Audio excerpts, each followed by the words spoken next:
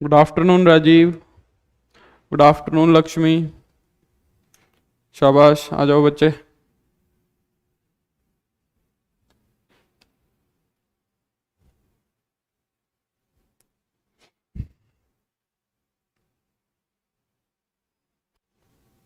Good afternoon Ayush. Good afternoon Avneet. Good afternoon Harsh. Hello.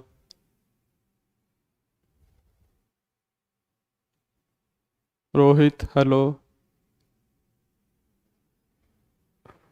Good afternoon.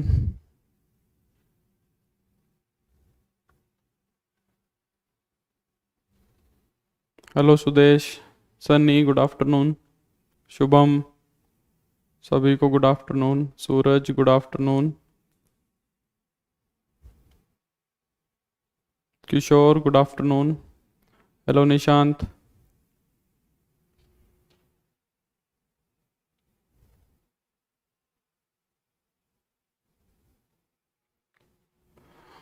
Sudesh अच्छा हूँ, मैं भी तुम्हारे सामने हूँ। जो मैं पढ़ाता हूँ दिमाग छप जाता है एकदम। बहुत बढ़िया। राम राम मेहुल। राम राम सभी को। तो बच्चों, अमन गुड आफ्टरनून। आ जाओ सभी, आ जाओ जल्दी से आ जाओ। फिर आज का शुरू करते हैं आज की क्लास।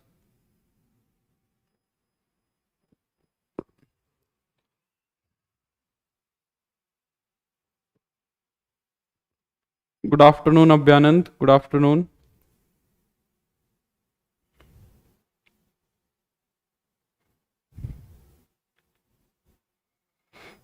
तो सबसे पहले तो मेरे को ये बताओ, आप लोगों को एलिमेंट्स की फर्स्ट और सेकंड एक्सरसाइज मिल गई या नहीं मिल गई? हो गई है अपलोड? अगर नहीं, विकास नमस्ते।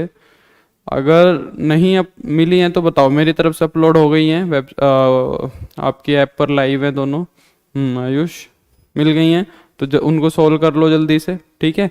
आज हम ट्रांसपोज की करवा देंगे, मैं उसकी एक्सरसाइज भी अपलोड कर दूंगा, ठीक है। तो कल हमने जो डिस्कशन किया था सर, एक साथ दो क्लासेस चल रही हैं। देखो वहाँ आर डी शर्मा वाली बुक चल रही है सौम्या, और यहाँ पे मैं एलिमेंट्स प्लस एनसीईआरटी करवा रहा हूँ, ठीक है। एलिमेंट्स प्लस एनसीईआरटी करवा रहा हूँ। बाकी एक साथ दोनों बेशक चले, आप तो दोनों देख ही सकते हो, क्योंकि सर फाइनल आंसर भी अपलोड करिएगा, ठीक है। अगली एक्सरसाइज से मैं आंसर वाली भी आंसर वाले पेज भी अपलोड करवा दूंगा, ठीक है। ठीक है, कोई दिक्कत नहीं है, तुम कर लिया करो हर्ष, मैं रुक जाऊंगा। नमस्ते जावेद अभ्यानंद, हाँ कर दूंगा, आंसर भी अपलोड करवा देंगे। जो थर्ड एक्सरसाइज की फाइल अपलोड होगी उसमें फर्स्ट और सेकंड एक्सरसाइज की आंसर्स भी मैं अपलोड करवा दूंगा, ठीक है। हाँ गोविंद, आपको जल्दी अपडेट करेंगे, मैंने बताया था, बहुत जल्दी अपडेट कर देंगे आपको, ठीक है। हाँ आंसर अपलोड हो जाएगा। वर्ड प्रॉब्लम्स आपको हाँ वर्ड प्रॉब्लम्स मैं करवा दूंगा। एलिमेंट्स की एक्सरसाइज जो सेकंड एक्सरसाइज है उसमें अगर आप लोगों ने देखा हो तो मैंने वर्ड प्रॉब्लम्स उसके अंदर है 4-5, पहले उनको ट्राई करो और फिर मेरे को बताओ वो होती है या नहीं होती, ठीक है। वर्ड प्रॉब्लम्स एक्चुअली हमें फिफ्थ चैप्टर जो होगा हमारा लीनियर इक्वेशंस को सोल्व करना है, वहां काफी वर्ड प्रॉब्लम्स करनी पड़ेंगी। तो ये मत सोचो छूट रहा है वर्ड प्रॉब्लम का, वर्ड प्रॉब्लम बाद में अपने आप कवर होंगी, तुम चिंता मत करो। क्योंकि लीनियर इक्वेशन को सोल्व करेंगे वहां वर्ड प्रॉब्लम का स्पेशल एक 5 नंबर का क्वेश्चन आता है। आदर्श हेलो, ठीक है। तो अब एक बात बताओ, सबसे पहले कल मैंने जहां तक करवाया था वहां तक हो गया, आज हम जल्दी से इसको कंप्लीट करेंगे सेकंड एक्सरसाइज को। देखो मैं जो है एलिमेंट्स में से एक टाइप के क्वेश्चन छांट लेता हूं, बच्चों ये कुछ क्वेश्चन है वो तुम्हारे लिए एक्सरसाइज का है। अगर एलिमेंट्स की बुक में से, हाँ अगर एलिमेंट्स की बुक में से तुम्हें कोई डाउट महसूस होता है, ठीक है, तो मेरे को बता दो कि सर इस एक्सरसाइज का ये डाउट है, मैं उठा के वो करवा दूंगा, कोई प्रॉब्लम नहीं है। और मेरी रिक्वेस्ट है कि अगर आप हो सको, सर न्यू चैप्टर मंडे से करेंगे क्या? हाँ मंडे से हम डिटर्मिनेंट स्टार्ट कर लेंगे, ठीक है, मंडे से हम डिटर्मिनेंट स्टार्ट कर देंगे, ठीक है। तो मैं क्या कह रहा था कि मेरे को एक्सरसाइज में से प्रॉब्लम बता दिया करो, और मेरी रिक्वेस्ट है अगर बुक ले लो तो बहुत अच्छी बात है, क्योंकि एग्जाम्पल्स भी होते हैं। एग्जाम्पल्स तो मैं तुम्हें भेज नहीं सकता, पर मैं कोशिश करूंगा असाइनमेंट्स के जरिए एग्जाम्पल्स भी कवर कर लूँ। सर एनसीईआरटी का एग्जाम्पल 14 कौन सी एक्सरसाइज का बेटा? गुड इवनिंग कविता। ठीक है सत्यम, कौन सी एक्सरसाइज का एग्जाम्पल 14?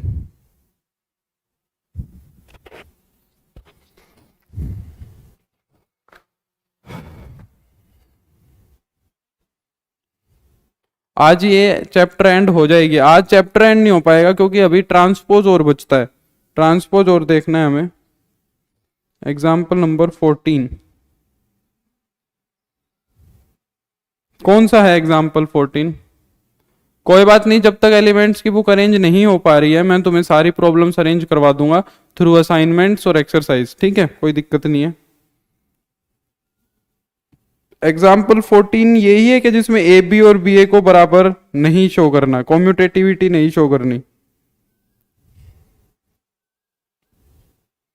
इसमें तो क्या ही करना है, ए बी का प्रोडक्ट पेज नंबर 75 पर है सर जी। हाँ यही तो क्वेश्चन है, ए मैट्रिक्स दे रखी है और बी मैट्रिक्स दे रखी है जिसमें ए का बी के साथ मल्टीप्लीकेशन करवाना है और बी का ए के साथ मल्टीप्लीकेशन करवाना है, तो ये कॉम्यूटेटिव नहीं है बेटा। सत्यम हाँ, आप हमारे पीछे के लेक्चर्स देख लो, कल और परसों का जो लेक्चर हुआ था उसके अंदर ये बड़े अच्छे से मैंने चीजें कवर कर दी हैं, इसलिए आपको डाउट लग रहा है। एक बार ही उन लेक्चर से गो थ्रू हो जाओ, आपका डाउट 100% क्लियर हो जाएगा।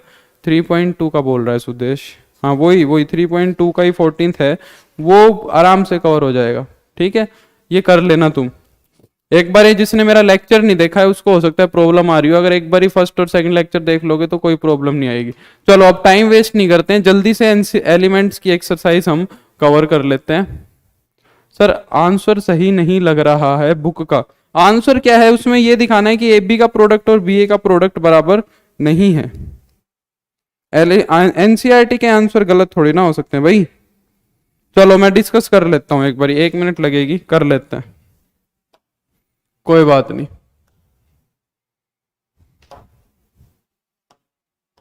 ए मैट्रिक्स क्या दी हुई है भाई? ए मैट्रिक्स दी हुई है तुम्हें 1 0 0 -1 एंड बी मैट्रिक्स दी हुई है तुम्हें 0 1 1 0। जरा ए बी का प्रोडक्ट करो,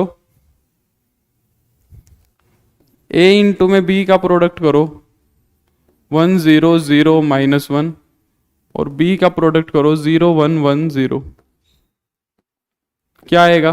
फर्स्ट रो की फर्स्ट कॉलम से मल्टीप्लाई करो, 1 की 0 की 0 की 1 से 0, इसकी इससे करो 1 0 1 हो जाएगा, 0 और -1 करोगे यहाँ -1 आ जाएगा, इसकी से करोगे तो 0 और 0 तो 0 हो जाएगा। ये तो आ गया ए बी।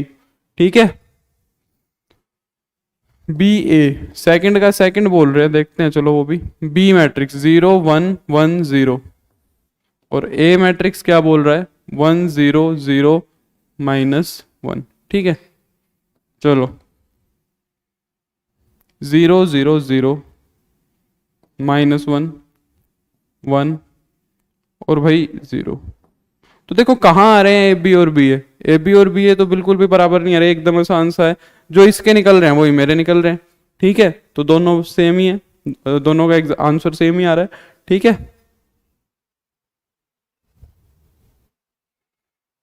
ठीक है, ये कर लोगे तुम, कोई दिक्कत नहीं है। एलिमेंट्स में सेकंड का सेकंड बोल रहे हो, एलिमेंट्स में सेकंड का सेकंड कल मैंने डिस्कस किया था वो वाला बोल रहे हैं, ये वाला ए स्क्वायर निकालना था जिसमें। चलो ये भी कर लेता हूं डिस्कस, ए की तो क्वेश्चन दिया था वो छोड़ा है। ए इंटू में ए क्या बनेगा, ए स्क्वायर बनेगा कोस 2 थीटा साइन 2 थीटा माइनस का साइन 2 थीटा और कोस 2 थीटा। ये एनसीईआरटी का है क्वेश्चन, अच्छा क्वेश्चन है। कोस 2 थीटा साइन 2 थीटा माइनस का साइन 2 थीटा कोस 2 थीटा। जल्दी से इन मैट्रिसेस की मल्टीप्लाई करवा देते हैं। फर्स्ट रो की फर्स्ट कॉलम से मल्टीप्लाई करवाऊंगा तो आ जाएगा तुम्हारा कोस स्क्वायर 2 थीटा माइनस का साइन स्क्वायर 2 थीटा। ठीक है, फर्स्ट रो की सेकंड कॉलम से मल्टीप्लाई करवाओगे तो कोस 2 थीटा साइन 2 थीटा और देखो साइन 2 थीटा और कोस 2 थीटा प्लस में फिर से यही आएगा तो इसको ट्वाइस करके लिख दूं यहाँ पे, कोई दिक्कत तो नहीं है, ठीक है, वही बनना है। यहाँ देखो sine 2 theta cos 2 theta, minus का आएगा, माइनस का साइन 2 थीटा कोस 2 थीटा बनेगा, ठीक है। और फिर कोस 2 थीटा की माइनस साइन 2 थीटा से कराओगे फिर से यही आ जाएगा, तो फिर से माइनस का 2 आ जाएगा, ठीक है। लास्ट में फिर करवाओ, लास्ट में क्या बनेगा भाई, माइनस का साइन स्क्वायर 2 थीटा और प्लस का कोस स्क्वायर 2 थीटा, ठीक है। इसके लिए मैंने कल तुम्हें दो आइडेंटिटीज बताई थी। मैंने बताया था कि कोस 2 थीटा क्या होता है भाई, कोस 2 थीटा होता है कोस स्क्वायर थीटा माइनस का साइन स्क्वायर थीटा, और साथ में साइन 2 थीटा बताया था मैंने तुम्हें क्या, 2 साइन थीटा कोस थीटा। ये दो फॉर्मूले बताए थे मैंने तुम्हें, ठीक है।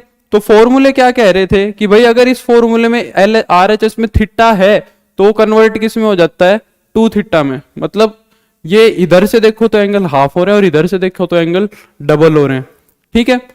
और यहां भी क्या हो रहा है भाई, अगर इधर थीटा आएगा तो इधर 2 थीटा हो जाएगा, एंगल डबल हो जाएगा, और इस हिसाब से देखो तो एंगल हाफ हो जाएगा। अब तुम्हें कौन सी साइड्स दी हुई है, ठीक है, तुम्हें साइड्स दी हुई है cos square 2 theta sine square 2 theta. तो cos square 2 theta sine square 2 theta दिया, तो इधर से देखूंगा तो एंगल कितना हो जाएगा, डबल हो जाएगा। तो 2 थीटा का कितना बन जाएगा, 4 थीटा बन जाएगा। तो ये क्या आ जाएगा, कोस 4 थीटा, ये कोस 4 थीटा हो जाएगा।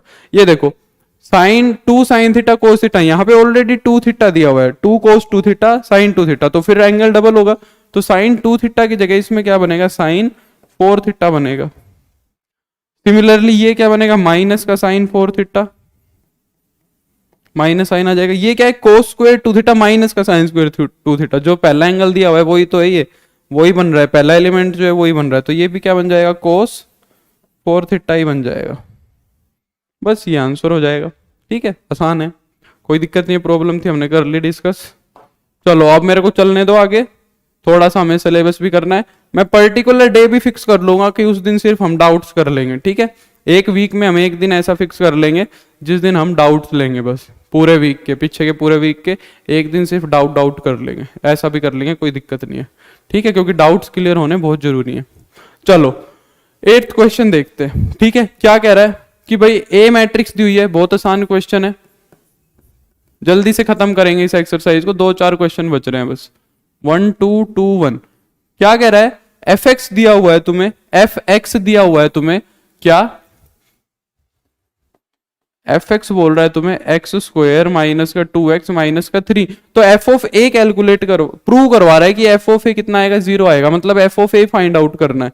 तो मैंने तुम्हें बताया था कि नॉर्मल पोलिनोमियल से जब मैं मैट्रिक्स पोलिनोमियल बनाता हूं तो x की जगह a मैट्रिक्स ले लेती है, पर एक चीज और होती है, कांस्टेंट के साथ कौन आ जाता है, आइडेंटिटी मैट्रिक्स आ जाती है। ये मैंने तुम्हें बात बहुत अच्छे से पढ़ाई हुई है, मेरे को उम्मीद है ये चीज क्लियर होगी। तो अब a मैट्रिक्स तुम्हें पता है, a स्क्वायर निकाल दो, तो एफ ऑफ ए क्या बन जाएगा, ए मैट्रिक्स को 2 बारी लिख देंगे यहाँ पे, 1 2 2 1 1 2 2 1, ठीक है, माइनस का 2a 1 2 2 1, और भाई माइनस का 3 इंटू में आइडेंटिटी 1 0 0 1। ऑटोमेटिकली अगर ये मैट्रिक्स ए जो मैट्रिक्स है वो 2 क्रॉस 2 ऑर्डर किया तो ऑटोमेटिकली I2 बनेगी, ठीक है, ये अंडरस्टूड होना चाहिए, ये भी कल बताया था मैंने। फर्स्ट रो को फर्स्ट कॉलम से मल्टीप्लाई करवाओ, 1 + 4 5 हो जाएगा। फर्स्ट रो को सेकंड कॉलम से कराओ, 2 + 2 4 हो जाएगा। सेकंड रो को फर्स्ट कॉलम से मल्टीप्लाई कराओ, 2 + 2 ये भी 4 हो जाएगा। सेकंड रो को सेकंड कॉलम से कराओ, 4 + 1 ये हो जाएगा 5। माइनस का 2 4 4 2 माइनस में 3 0 0 3, ठीक है। पहले इन दोनों मैट्रिसेस को सब्ट्रैक्ट कर लो, कितना हो जाएगा, 5 - 2 3 4 - 4 0 4 - 4 0 5 - 2 3 3 0 0 3। तो सारे एलिमेंट सब्ट्रैक्ट हो जाएंगे तो कितना आ जाएगा, 0 0 0 0 which is null matrix, O matrix. वही प्रूव करवा रहा था, हैंस प्रूव्ड। एकदम आसान सा क्वेश्चन है, कर सकते हैं, कल बहुत क्वेश्चन किए थे हमने ऐसे। नेक्स्ट पे चलते हैं 10th क्वेश्चन देखते हैं क्या कह रहा है। ये भाई सीबीएसई के सैंपल पेपर में रहा हुआ है ये क्वेश्चन। क्या कह रहा है, ए मैट्रिक्स दे रखी है, आइडेंटिटी मैट्रिक्स दे रखी है, एक्स और वाई निकालने, अगर वो कंडीशन सेटिस्फाई हो रही है तो। कौन सी condition, A square is equal to में x times a plus y times i। तो a स्क्वायर करेंगे इधर 2 3 1 2, यहां भी 2 3 1 2 करेंगे, x टाइम्स a करेंगे 2 3 1 2 प्लस में y टाइम्स आइडेंटिटी करेंगे 1 0 0 1। ठीक है, मल्टीप्लाई करवाओ इनकी, फर्स्ट रो की फर्स्ट कॉलम से करवाओ, 2 प्लस 4 प्लस 3 7 हो जाएगा, 4 प्लस 3 7 हो जाएगा। फर्स्ट रो की सेकंड कॉलम से मल्टीप्लाई करवाएंगे तो 2 की 3 से करवाओगे तो 6 और 3 की 2 के करवाओगे तो 6, तो ये हो जाएगा 12। सेकंड रो की फर्स्ट कॉलम से करवाओ, 2 प्लस 2 हो जाएगा 4, और सेकंड रो की सेकंड कॉलम से करवाएंगे तो 3 प्लस 4 हो जाएगा 7। ठीक है, मल्टीप्लीकेशन करवा ली, इधर x की मल्टीप्लाई करवाओगे तो 2x 3x x और 2x हो जाएगा, और ये हो जाएगा भाई y 0 0 y। ठीक है सर, हम कभी मैट्रिसेस पे स्क्वायर लगा दे तो बजाय 2 बार लिखने के तो क्या होगा? कुछ नहीं होगा, उसको 2 बार ही लिखना पड़ेगा, 2 बार ही लिखना पड़ेगा, और कोई ऑप्शन नहीं है। मैट्रिसेस का स्क्वायर का मतलब यही है कि a को 2 बार ही मल्टीप्लाई करवाना है, उसमें खुद का दिमाग नहीं लगाना है। ठीक है, इसका मतलब यही है, 2 बार लिखना है और कुछ नहीं है। ठीक है, 7 12 4 7 RHS में क्या हो जाएगा भाई? 2x plus Y 3x x 2x plus Y. ठीक है भाई, एलिमेंट्स को कंपेयर कर लेते हैं। देखो यहां पे 3x दिख रहा है तुम्हें और यहां पे x दिख रहा है, दोनों एलिमेंट्स को कंपेयर करो। 3x को किसके बराबर रखूंगा मैं? 12 के बराबर रखूंगा, x आ जाएगा तुम्हारा 4। ठीक है, और यहां से क्या आ रहा है? 2 1 एलिमेंट को देखोगे तो भी x इज इक्वल टू 4 आ रहा है। ठीक है भाई, वेरीफाई हो रहा है। अब 2x प्लस वाई को दोनों तरफ कंपेयर करोगे तो 7 ही आएगा, तो 2x प्लस वाई को 7 के बराबर रख देंगे, x की वैल्यू 4 आ गई, तो ये 8 plus Y is equal to 7 हो जाएगा, y की वैल्यू आ जाएगी -1। अगर यहीं से ही x की दोनों वैल्यूज अलग आ जाती तो मैं कह देता कि ऐसी कोई x और y की वैल्यू एग्जिस्ट नहीं करती कि ये इक्वेशन सेटिस्फाइड हो। ठीक है, मेरे को उम्मीद है समझ आया होगा। ठीक है, आसान था। हाँ, एक ये क्वेश्चन मैंने उठाया एलिमेंट्स की बुक्स में से। एलिमेंट की बुक में ऐसे 3 क्वेश्चन दिए हुए हैं, मैं एक क्वेश्चन करवा रहा हूँ, बाकी तुम्हारे लिए छोड़ रहा हूँ। ये क्वेश्चन है किसके? परम्यूटेशन बोल रहा हूँ, प्रिंसिपल ऑफ मैथमेटिकल इंडक्शन के। ये क्वेश्चन किसके हैं? प्रिंसिपल ऑफ मैथमेटिकल इंडक्शन के। प्रिंसिपल ऑफ मैथमेटिकल इंडक्शन हमने +1 में पढ़ा है, +1 में पढ़ा है प्रिंसिपल ऑफ मैथमेटिकल इंडक्शन। तो मैं थोड़ा सा प्रिंसिपल ऑफ मैथमेटिकल इंडक्शन के बारे में बात करता हूँ, क्योंकि बच्चे लोग भूल जाते हैं 1 साल में। मेरे को लग रहा है तुम भी, कुछ बच्चे तुम में से ऐसे होंगे जो भूल गए होंगे। अच्छी बात है अगर याद है तो, पर मेरा काम तो है पढ़ाने का, मैं तो छोड़ नहीं सकता। तुमने नहीं पढ़ा, नहीं पढ़े हैं सर, डिलीट हो गया तो कोई दिक्कत ही नहीं है, हम पढ़ाएंगे।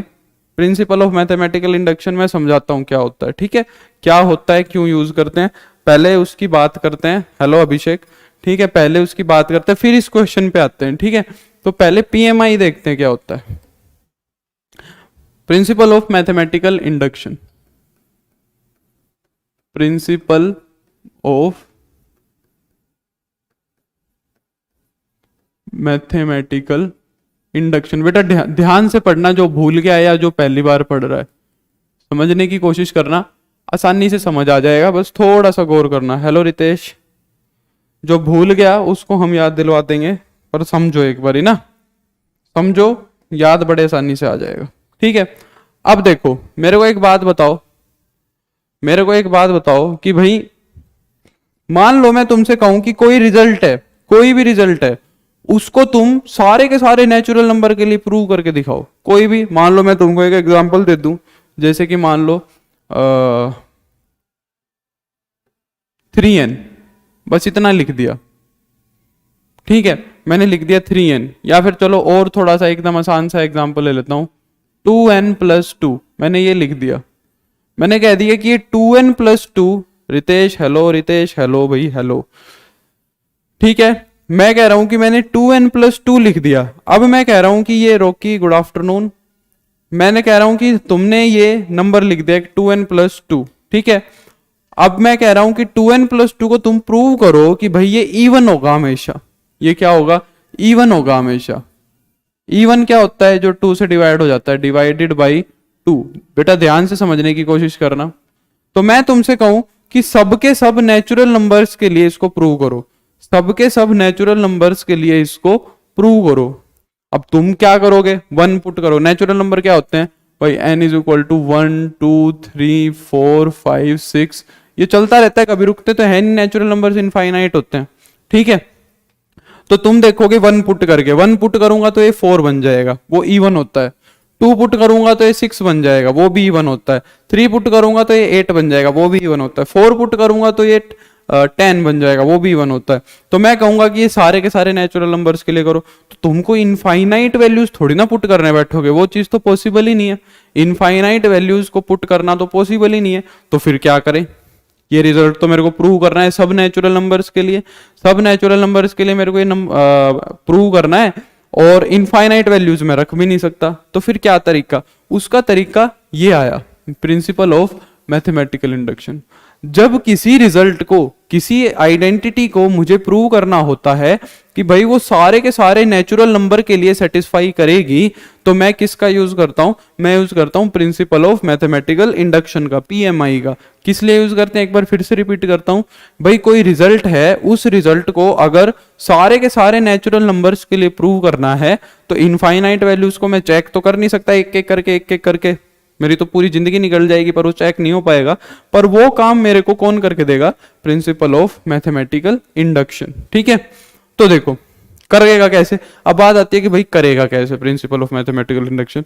प्रिंसिपल ऑफ मैथमेटिकल इंडक्शन क्या कहता है? भाई मैं तुम्हें काम करके दे दूंगा, पर मेरे 3 तरीके हैं, मेरे 3 स्टेप्स हैं, उन 3 स्टेप्स को फॉलो कर लो। अगर तुमने वो 3 स्टेप्स फॉलो कर दिए और अगर मेरी बात मान ली, तो ये पूरे के पूरे नेचुरल नंबर के लिए मैं प्रूव करवा के दे दूंगा। क्या है उसके 3 स्टेप? वो कहता है कि पहले तो जो सबसे पहला नेचुरल नंबर है, मतलब 1, पहला जो नेचुरल नंबर है 1, उसके लिए मेरे को ये देख के बताओ कि भाई ये कंडीशन जो वो प्रूव करवा रहा है तुमसे, वो सेटिस्फाई हो भी रही है कि नहीं हो रही। वो क्या कंडीशन प्रूव करवाना चाह रहा है? कि भाई वो प्रूव करवा रहा है, मैं लिख देता हूं, prove that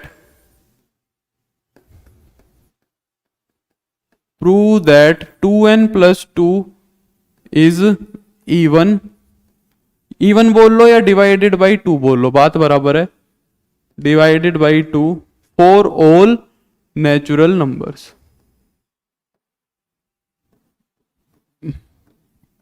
for all natural numbers, ठीक है। अब देखो क्या कहा मैंने अभी मैंने कहा कि भाई प्रिंसिपल ऑफ मैथमेटिकल इंडक्शन कहता है कि पहले तुम ये चेक करके बताओ क्या ये कंडीशन पहले नेचुरल नंबर सबके लिए है। बेटा हर जगह है हिमांशु। पहले ये क्या n इज इक्वल टू 1 के लिए ये चीज सेटिस्फाई कर रही है? क्या ये n इज इक्वल टू 1 के लिए सेटिस्फाई कर रही है? तो देखो तुम क्या करोगे, for n is equal to 1 देखोगे, for n is equal to 1 मैं लिख देता हूं प्रॉपरली। स्टेप 1 में हम हमेशा ही क्या चेक करेंगे? हमेशा ये फिक्स है, ठीक है। हमेशा हम क्या चेक करेंगे? For n is equal to 1 check कर लेंगे। n इज इक्वल टू 1 के लिए देखते हैं क्या होता है। 2 इंटू में 1 प्लस का 2, वो क्या बना? 4 क्या है भाई? इवन। लिख देंगे विच इज इवन। 4 इवन है, हमें पता है, which is even, so true. तो 1 के लिए तो ये चीज सेटिस्फाई कर रही है। सर ये उल्टा ए क्या है? कौन सा है उल्टा ए? ये 4 ऑल है भाई, मैथ्स में इसको 4 ऑल बोलते हैं। 4 ऑल लिखने की जगह हम मैथ्स में ऐसे लिख देते हैं, ठीक है। मैथ्स में ऐसे लिख देते हैं, ठीक है।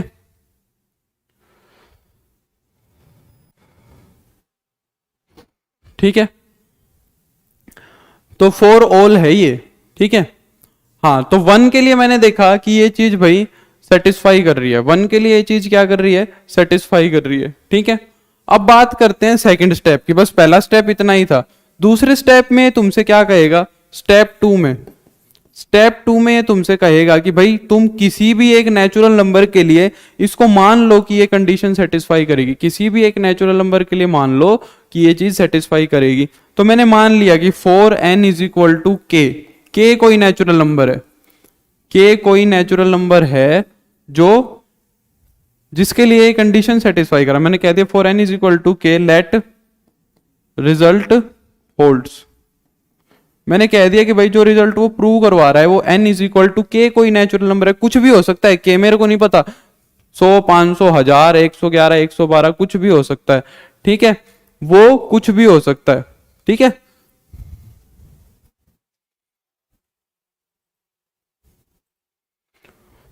वो कुछ भी हो सकता है, ठीक है। तो n इज इक्वल टू के लिए मैंने मान लिया कि ये रिजल्ट होल्ड करेगा, ठीक है। अब स्टेप 3 पे आ जाओ, बस स्टेप 3 इतना ही है। और भाई अगर ये n इज इक्वल टू के लिए होल्ड करेगा तो इसका मतलब क्या है कि 2k प्लस 2, अगर मैं n की वैल्यू k पुट करूं तो वो इवन आना चाहिए, है ना। वो क्या आना चाहिए, इवन आना चाहिए। क्या आयुष, सेकंड स्टेप में हम क्या करते हैं, n is equal to K, कोई भी एक k मान लेता हूं, उसके लिए ये मैं मान लेता हूं कि ये कंडीशन सेटिस्फाई करवा रही है जो वो प्रूव करवा रहा है। तो n is equal to K मैंने पुट करके देख लिया, तो k पुट करूंगा तो ये 2k प्लस 2 बन जाएगा, वो आ जाएगा इवन। अच्छा, अब इसका मैं मतलब भी लिख लेता हूं साथ साथ, 2k प्लस 2 अगर इवन है तो ये कोई ना कोई 2m करके लिखा जाएगा। m कोई भी इंटीजर हो सकता है भाई, जो भी नंबर 2 से डिवाइड हो जाता है, जो भी इवन होता है उसको 2 इंटू में m करके लिख देते हैं कि नहीं लिख देते भाई। जैसे मान लो 6 है, 6 एक इवन नंबर है, 2 से डिवाइड हो जाता है तो 2 गुना में 3 लिख देता हूँ। 16 है, 2 गुना में 8 लिख देते हैं। 22 है, 2 गुना में 11 लिख देते हैं। 26 है, 2 गुना में 13 लिख देते हैं। तो भाई ये भी अगर इवन है, 2 से डिवाइड हो रहा है, तो ये 2 इंटू में m कुछ भी लिखा जाएगा, मेरे को नहीं पता m क्या है पर लिखा जरूर जाएगा। तो सेकंड स्टेप इतना ही है बस। और वो थर्ड स्टेप में कहता है कि भाई जो तुमने ये के मानना है ना, थर्ड स्टेप में वो क्या कहता है कि तुम ये चीज किसके लिए प्रूव कर दो। स्टेप 3 में, स्टेप 3 में तुम क्या करो, प्रूव कर दो किसके लिए, n इज इक्वल टू के प्लस 1 के लिए। तुम n इज इक्वल टू के प्लस 1 के लिए प्रूव करवा दो कि भाई ये क्या बनेगा, एक इवन नंबर बनेगा।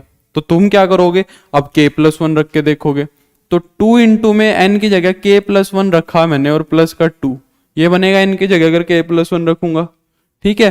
तो ये क्या बन जाएगा, 2k प्लस 2 और प्लस का 2, 2k प्लस 4 बन जाएगा, ठीक है।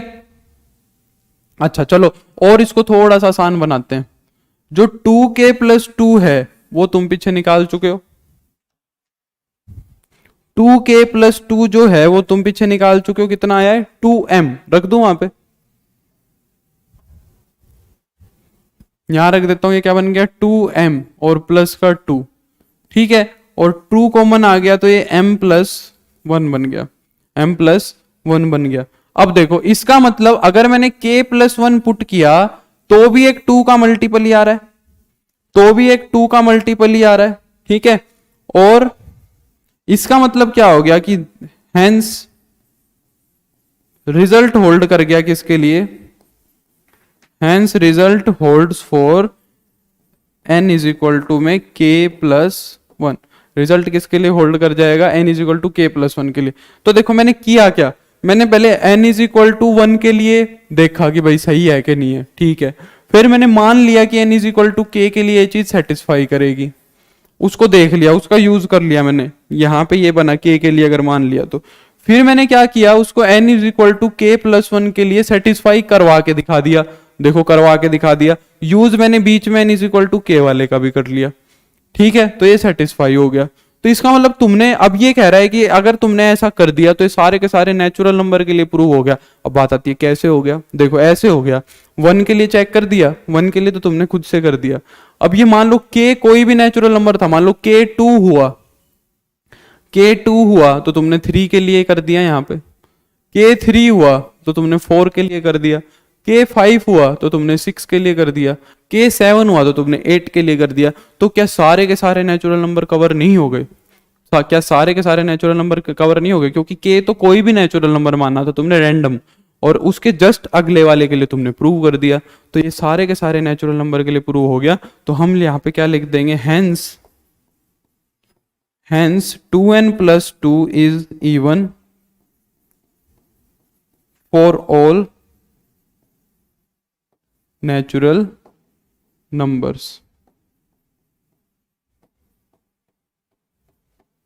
2n+2 क्या हो जाएगा, नेचुरल नंबर हो जाएगा for all even, for all natural numbers. तो ये प्रिंसिपल ऑफ मैथमेटिकल इंडक्शन था। 2m कैसे आया,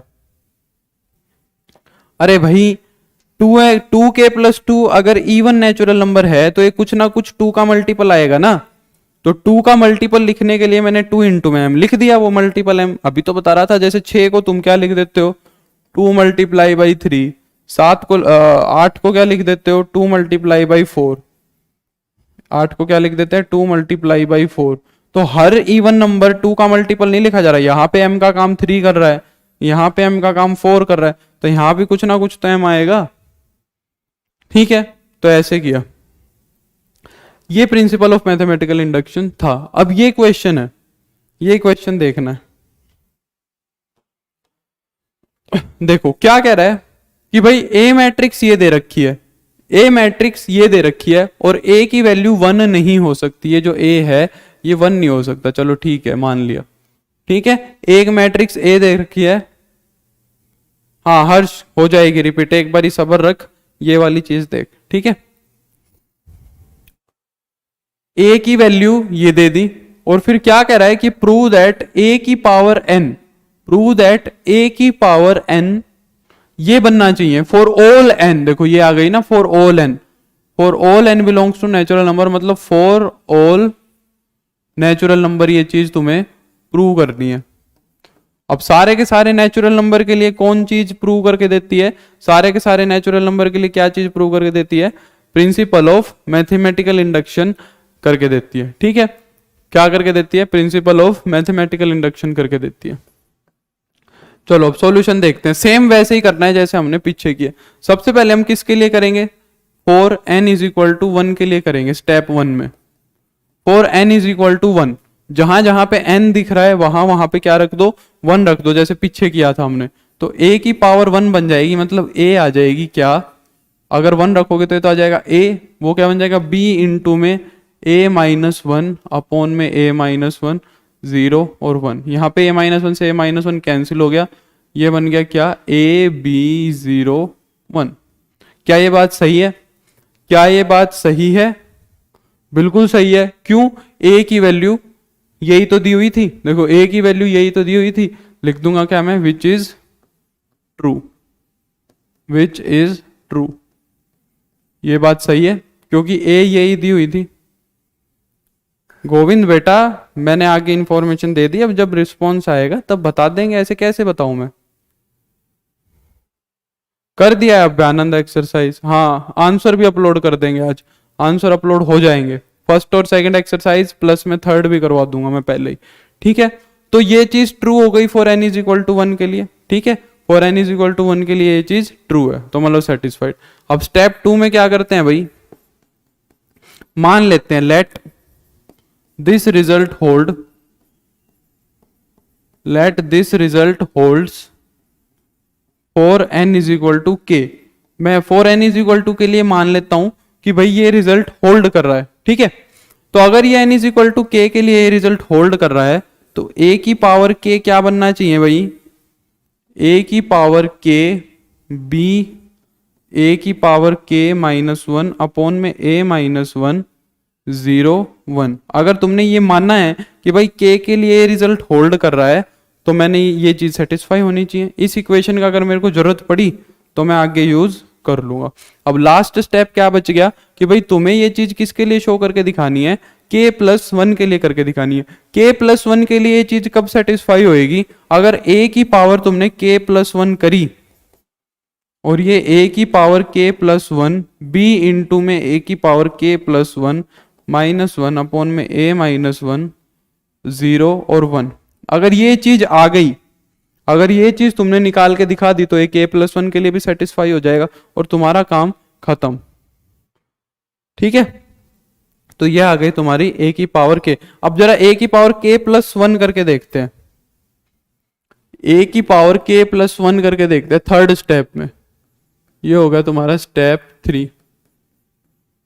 तो a की पावर k+1 वैसे क्या बनना चाहिए भाई, a की पावर k इंटू में a, यही बनना चाहिए, ए की पावर के इंटू में ए, यही बनना चाहिए। अब देखो अब पड़ गई ना ए की पावर के की जरूरत अपने आप, क्योंकि ए तो तुम्हें दी हुई है, ए तो दी हुई है, ए की पावर के कहां से आएगी, सेकंड स्टेप में से आएगी, तो सेकंड स्टेप में से ए की पावर के रख दूंगा मैं, तो क्या बन जाएगा ये ए की पावर के बी इंटू में ए की पावर के माइनस वन अपॉन में ए माइनस वन, 0 और 1, यही बनी।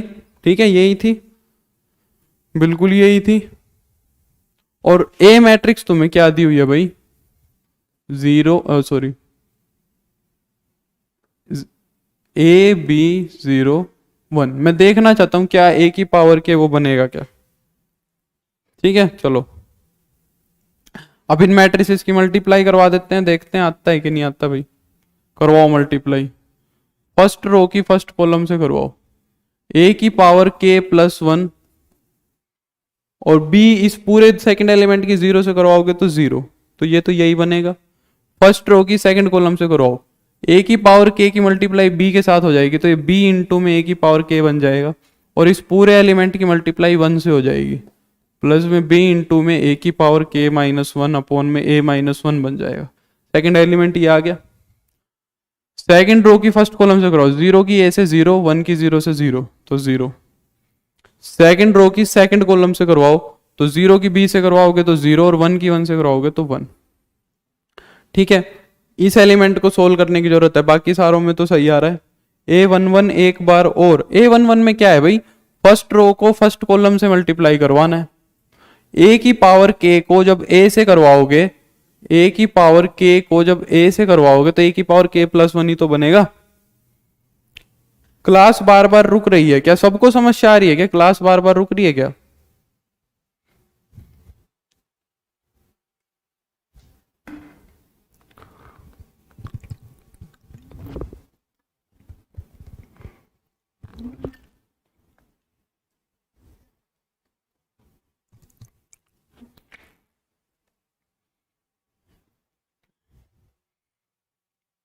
आधे बच्चे बोल रहे हैं रुक रहे हैं, रुक रही है, आधे बच्चे बोल रही है नहीं रुक रही, मैं मैसेज करता हूं, पूछवाते हैं। नहीं रुक रही,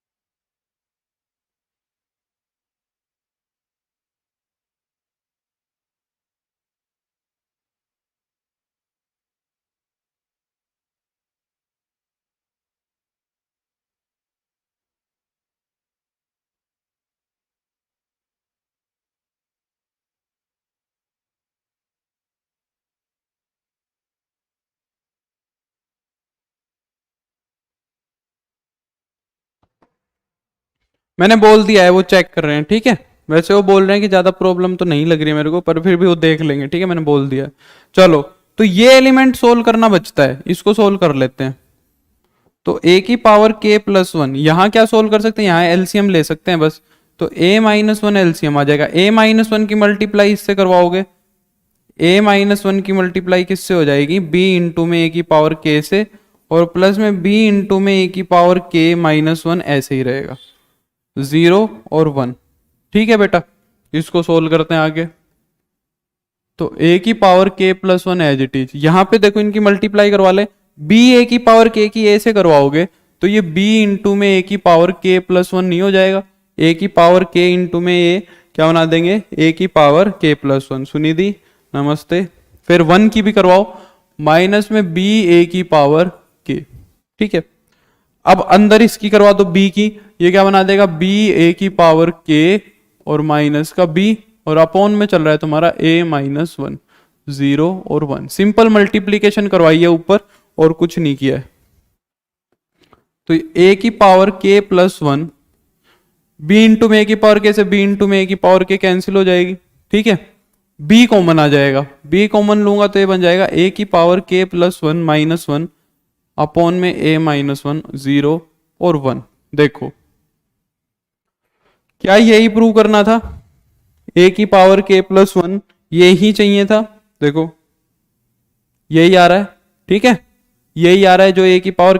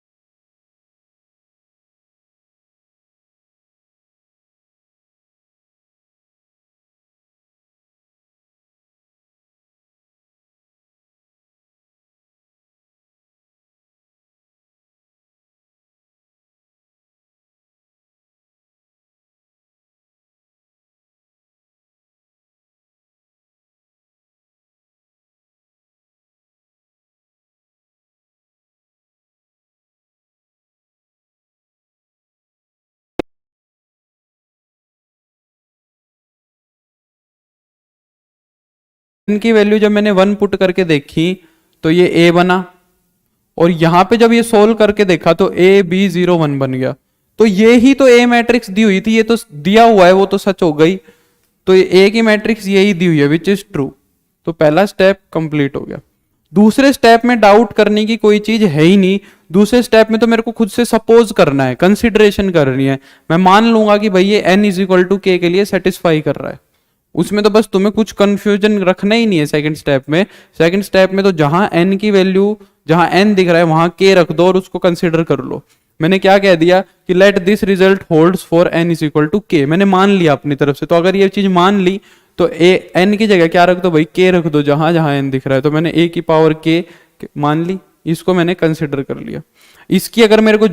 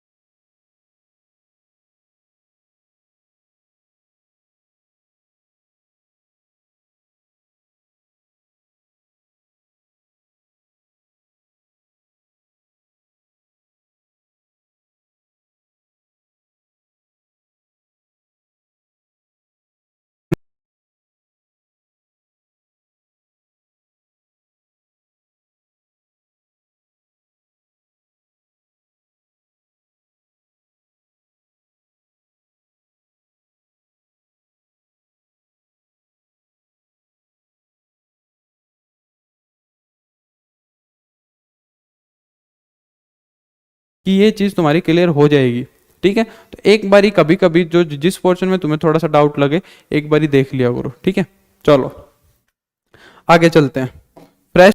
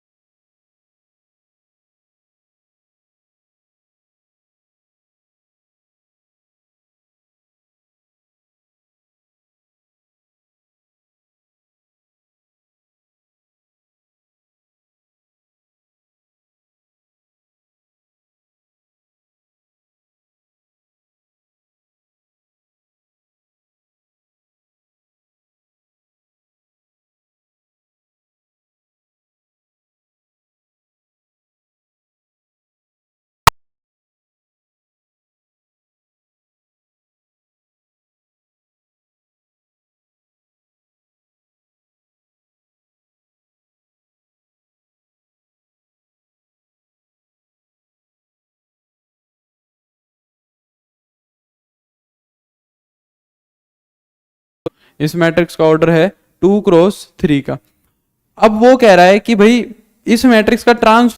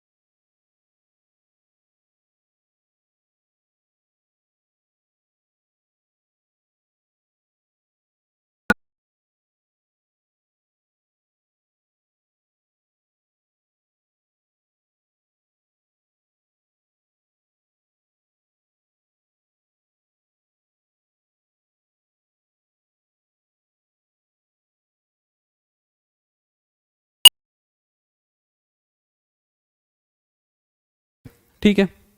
दूसरी प्रॉपर्टी क्या है भाई तुम्हारी, ए प्लस बी मैट्रिक्स का अगर ट्रांसपोज लेते हो तो वो ट्रांसपोज कैसे लेंगे, वो ऐसे लेंगे कि भाई ए का ट्रांसपोज तो अलग ले लो प्लस में बी का ट्रांसपोज अलग ले लो और फिर उन दोनों को ऐड कर दो। अगर दो मैट्रिक्स हैं जिनके सम का ट्रांसपोज लेना है तो वो कैसे लेंगे, ए का ट्रांसपोज अलग ले लेंगे, बी का ट्रांसपोज अलग ले लेंगे और दोनों को ऐड कर देंगे। ठीक है, फिर थर्ड पे आते हैं, ए माइनस बी का ट्रांसपोज लेना है, सेम ऐसे ही लेना है, ए का ट्रांसपोज ले लेंगे, बी का ट्रांसपोज ले लेंगे और दोनों को सब्ट्रैक्ट कर देंगे। ये बन जाएगा दो मैट्रिक्स के डिफरेंस का ट्रांसपोज। फोर्थ आता है जो सबसे इंपॉर्टेंट है कि भाई ए इंटू में बी का ट्रांसपोज कैसे लेंगे। ए इंटू में बी का ट्रांसपोज लेंगे तो ट्रांसपोज क्या करता है, ऑर्डर रिवर्स कर देता है। ट्रांसपोज क्या करता है, ऑर्डर रिवर्स। सम करने के बाद ट्रांसपोज नहीं ले सकते, बिल्कुल ले सकते हो, वही चीज तो प्रूव करवा रहा है। सम करके ट्रांसपोज ले लो या फिर अलग अलग ट्रांसपोज लेके ऐड कर दो, बात बराबर है कविता। ठीक है, ट्रांसपोज मल्टीप्लीकेशन में क्या करता है, स्पेशल काम करता है, वो ऑर्डर को रिवर्स कर देता है। वो कहता है अगर ए इंटू में बी का प्रोडक्ट निकालना है, ए इंटू में बी के प्रोडक्ट का ट्रांसपोज लेना है तो या तो तुम ए और बी को मल्टीप्लाई करो फिर ट्रांसपोज ले लो, या फिर क्या करो, बी ट्रांसपोज निकालो और ए ट्रांसपोज निकालो और उनकी करवा दो मल्टीप्लाई, ऑर्डर चेंज करके। A transpose into B transpose नहीं बनेगा, ये चीज ध्यान रखेंगे। A transpose into B transpose नहीं बनेगा, क्या बनेगा भाई, बी ट्रांसपोज इंटू में ए ट्रांसपोज। ठीक है, मेरे को उम्मीद है सर एग्जाम्पल से समझाए, बिल्कुल एग्जाम्पल से समझाएंगे, हमें ये ही काम करना है। ठीक है, थोड़ा सा सब्र रखो, मैं सारी चीजें करवा दूंगा। ठीक है, बिल्कुल ठीक है, एग्जाम्पल से ही समझाएंगे। अच्छा, अब बात करता है ये कुछ स्पेशल बातों की ओर, ये सारों के एग्जाम्पल अपने आप कवर हो जाएंगे, चिंता मत करो। ठीक है, तो ये प्रॉपर्टीज हुई इसकी। अब ट्रांसपोज की प्रॉपर्टी से दो नई मैट्रिसेस का ओरिजिन हुआ। ट्रांसपोज की प्रॉपर्टी से दो नई मैट्रिसेस का क्या हुआ बेटा, ओरिजिन हुआ। एक मैट्रिक्स को तो मैंने बोल दिया सिमेट्रिक मैट्रिक्स, एक मैट्रिक्स को बोल दिया मैंने सिमेट्रिक मैट्रिक्स, दो नई मैट्रिसेस निकल के आई यहां से। और एक को मैंने बोल दिया स्क्यू सिमेट्रिक मैट्रिक्स, एक को मैंने क्या बोल दिया, स्क्यू सिमेट्रिक मैट्रिक्स।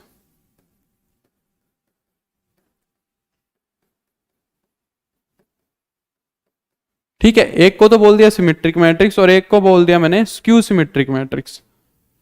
अब देखो ये दोनों मैट्रिसेस क्या होती हैं, मैं दोनों का एक एक पहले एग्जांपल लिखता हूं फिर बात करेंगे। मान लो यहां पे मैंने एक ए मैट्रिक्स लिख दी भाई, 3x3 की लिख देता हूं, 2 -1 3 3 3 4 4 -2 -2।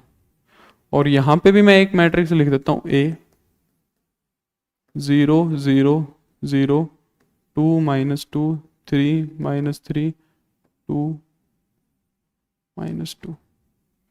ठीक है, ठीक है, दोनों तरफ मैंने एक मैट्रिक्स लिख दी। अब मैं कह रहा हूं इन दोनों मैट्रिसेस के जरा ट्रांसपोज लो, तो मैं कह रहा हूं इस मैट्रिक्स का ट्रांसपोज लो जरा। इस मैट्रिक्स का ट्रांसपोज लेंगे तो जितनी रोज हैं उनके क्या बना दूंगा, कॉलम्स बना दूंगा। 3 रो दिख रही है, इन तीनों का कॉलम बना दो। पहली रो कौन सी है, 2 3 4, तो 2 3 4 पहला कॉलम बना दिया। दूसरी रो है 3 -1 -2, 3 -1 -2 का कॉलम बना दिया। तीसरी रो है 4 -2 3, तो 4 -2 3 का कॉलम बना दिया। ठीक है, अब वो क्या कह रहा है कि भाई कॉलम, अब देखो जरा तुम ए ट्रांसपोज को अगर देखोगे तो क्या ए ट्रांसपोज एकदम एग्जैक्टली ए नहीं बन रही। 2 3 4 2 3 4, 3 -1 -2 3 -1 -2, 4 -2 3 4 -2 3। तो इस केस में ए ट्रांसपोज जो मैट्रिक्स बनी वो ए के बराबर ही आ गई, ए के बराबर ही आ गई। यहां पे लेके देखो ए ट्रांसपोज लेते हैं तो पहली रो का पहला कॉलम बनाओ 0 2 -3, दूसरी रो का दूसरा कॉलम बनाओ -2 0 -2, तीसरी रो का कॉलम बनाओ 3 2 0, बना दिया। अब यूं कहोगे सर यहां तो नहीं बनी वो मैट्रिक्स, यहां तो नहीं बन रही वो मैट्रिक्स, पर बेटा बन रही है। एक काम करो, सारे एलिमेंट्स में से माइनस बाहर ले लो। तो अगर मैं सारे एलिमेंट्स में से माइनस बाहर ले लूं तो 0 2 -3 बनेगा, -2 0 -2 बनेगा, 3 2 0 बनेगा। मैंने क्या किया, सारे एलिमेंट्स में से माइनस बाहर ले लिया। अब देखो 0 -2 3, 0 2 -3 0 2 -3 -2 0 -2 -2 0 -2 3 2 0 3 2 0। तो क्या ये वाली मैट्रिक्स ए नहीं बन गई? तो यहां पे जो ए ट्रांसपोज बना वो किसके बराबर बना?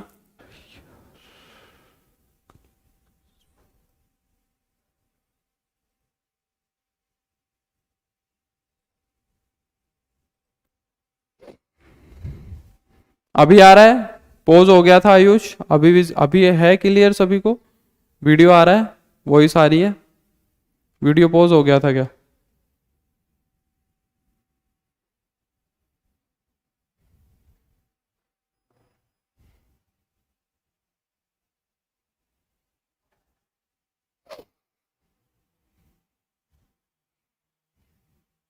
अभी ठीक है? अभी आ रही है वीडियो ठीक है? हो सकता है कोई नेटवर्क प्रॉब्लम हो। अभी ठीक है? अभी ठीक है? अभी का बताओ। अभी ठीक है? अभी ठीक है, चलो। तो मैं एक बारी फिर से बात कर लेता हूं थोड़ी सी, ठीक है? मैं क्या कह रहा हूं कि एक मैट्रिक्स ए ली मैंने ये, और एक मैट्रिक्स ए ली ये वाली, ठीक है? मैंने कहा इन दोनों मैट्रिसेस का ट्रांसपोज ले लो। इस मैट्रिक्स का जब मैंने ट्रांसपोज लिया तो वो खुद के बराबर ही आ गया। इस मैट्रिक्स का मैंने जब ट्रांसपोज निकाला तो देखो वो एग्जैक्टली यही मैट्रिक्स बन गई, 2 3 4 2 3 4, 3 -1 -2 3 -1 -2 4 -2 3 4 -2 3। तो ऐसी मैट्रिसेस जिनका ट्रांसपोज उसके खुद के बराबर ही आ जाए उन मैट्रिसेस को मैं क्या बोलता हूं? Symmetric matrix. जिन मैट्रिसेस में ट्रांसपोज उसी मैट्रिक्स के बराबर आ जाए उस मैट्रिक्स को मैं क्या बोलता हूं? Symmetric matrix. ठीक है, कुछ नहीं बताया इसमें खास, बस यही कहा था कि एक मैट्रिक्स ए ली, उसका ट्रांसपोज ले, वो उसी के बराबर आ गया, तो वो क्या हो गया? सिमेट्रिक हो गया। अच्छा, फिर मैं कह रहा हूं कि एक मैट्रिक्स कैसे निकालते हैं? कैसे निकालते हैं? रोज को कॉलम बना देते हैं, ठीक है? वही ट्रांसपोज ही तो लिया है, 2 3 4 2 3 4, पहली रोज ही उसको पहला कॉलम बना दिया। दूसरी रो थी 3 -1 -2, उसको दूसरा कॉलम बना दिया। तीसरी रो थी 4 -2 3 4 -2 3, तीसरा कॉलम बना दिया। पूनम ऐसे ही निकाल रहे हैं जैसे ट्रांसपोज समझाया था वैसे ही, ठीक है? यहां पे मैंने एक स्क्यू सिमेट्रिक मैट्रिक्स का एग्जांपल लिया, 0 2 -3 -2 0 -2 3 2 0। उस मैट्रिक्स का अगर बनाएंगे कैसे वो मैं बताऊंगा, अभी वो ही डिस्कस कर रहे हैं, ठीक है? इस मैट्रिक्स का एग्जांपल, इस मैट्रिक्स का जब मैंने ट्रांसपोज लिया, प्रॉपर्टी समझो, तुम अपने आप बनाओगे, एक बार समझो शांति से, एक बार ही ना पहले कंटेंट को समझ लिया करो, ठीक है? एक बार ही समझ लिया करो, सारी चीजें जब एक साथ इकट्ठी हो जाएंगी तो तुम्हें अपने आप समझ में आ जाएगा, ठीक है? मैं step by step by step by step एक जगह पहुंचना चाह रहा हूं, वहां पहुंच जाऊंगा, तुम्हें एकदम क्लियर हो जाएंगी चीजें, ठीक है? जरा देखो, तो मैंने एक मैट्रिक्स ए बनाई, 0 2 -3 -2 0 -2 3 2 0। मैं कह रहा हूं इस मैट्रिक्स का ट्रांसपोज लिया मैंने, इस मैट्रिक्स का जो ट्रांसपोज आया वो आया 0 -2, पर ये मैट्रिक्स इसके एग्जैक्टली सेम नहीं बनी। जब मैंने इसमें से माइनस कॉमन निकाला तो ये ए मैट्रिक्स बन के आई। तो इसका मतलब इस मैट्रिक्स में ए ट्रांसपोज जो था वो -a के बराबर आ रहा था। इस मैट्रिक्स में जो ट्रांसपोज था वो -a के बराबर आ रहा था। तो इस मैट्रिक्स को मैं क्या बोलूंगा? इस मैट्रिक्स को मैं बोलूंगा भाई क्या? Skew symmetric matrix. अब बात करते हैं बनाएंगे कैसे। आयुष की बात आई, बनाएंगे कैसे? बनाएंगे ऐसे, देखो जरा, अब मेरी बातों को समझने की कोशिश करना, ठीक है? जरा देखो, इसको हटा देता हूं मैं यहां से, और इसको भी हटा देता हूं मैं यहां से। तुमने देख लिया कि भाई सिमेट्रिक मैट्रिक्स क्या बनेगी? जिसके अंदर ए ट्रांसपोज ए के बराबर आएगा, और स्क्यू सिमेट्रिक मैट्रिक्स देख ली जिसके अंदर ए ट्रांसपोज -a के बराबर आएगा। ये चीजें देख ली, ठीक है? अब देखो, सिमेट्रिक मैट्रिक्स के अंदर एक खास बात है, तुम अपने आप बना दोगे क्या? देखो, जो 1 2 एलिमेंट है, 1 2 एलिमेंट 3 है, वो किसके बराबर है? 2 1 के। जो 1 3 एलिमेंट है वो किसके बराबर है? 3 1 के। जो 2 3 एलिमेंट है वो किसके बराबर है? 3 2 के। है कि नहीं है? जो 1 2 एलिमेंट था वो 2 1 के बराबर था, जो 3 1 था वो 1 3 के बराबर था, जो 2 3 था वो 3 2 के बराबर था।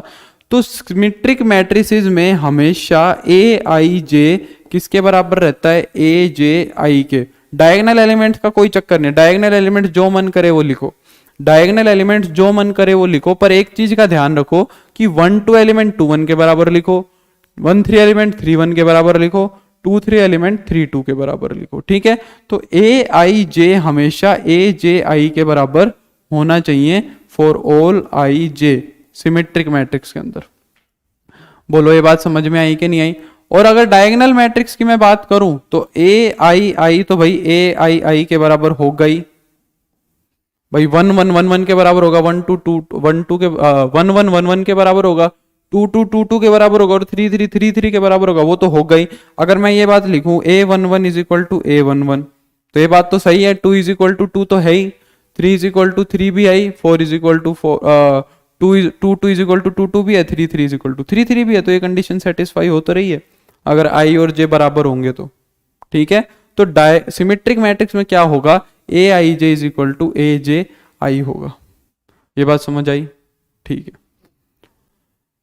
स्क्यू सिमेट्रिक मैट्रिक्स की बात करो, देखो स्क्यू सिमेट्रिक मैट्रिक्स में क्या हो रहा है भाई, यहां 1 2 एलिमेंट अगर 2 था तो 2 1 एलिमेंट कितना हो जाएगा -2, 1 2 एलिमेंट अगर 2 था तो 2 1 एलिमेंट हो जाएगा -2, 1 3 एलिमेंट अगर -3 है तो 3 1 एलिमेंट हो जाएगा 3, 2 3 एलिमेंट अगर -2 है तो 3 2 एलिमेंट हो जाएगा 2। यहां पे क्या हो रहा है, यहां पे ए आई जे है,